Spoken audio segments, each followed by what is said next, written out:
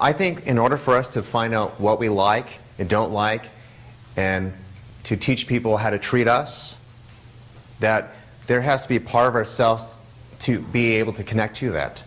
And when I say selfishness, I'm not saying like you're doing it to hurt other people, but there's got to be a point where you have to understand yourself. Because if you don't, people will define you. So it's important to understand yourself, because then you know what to give to others.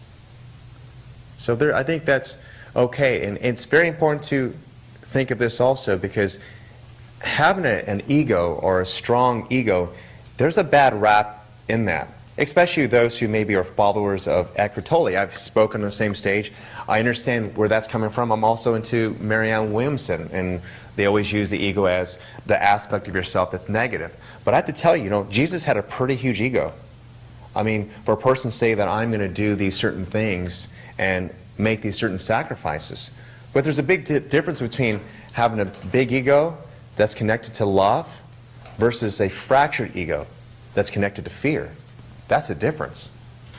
Okay?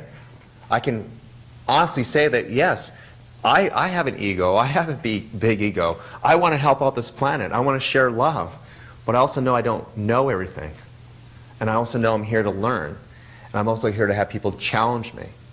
But I do have like these great plans to bring love to the planet. And if I were to have a small ego, then I would easily be defined by others. I'd be crushed. I'd get hurt easily. I have to have a strong ego and not take myself so damn seriously. That's the difference. So you want to have a strong, healthy ego. What is the problem is that we have fractured and damaged egos. Most of our egos are defined by what our parents taught us, how they treated us, that we're loved when we're being good or in agreement with them, and that we're bad when we're not.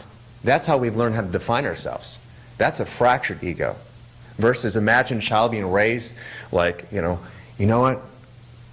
I prefer you not to do that, Johnny, but let you know you're beautiful and I love you.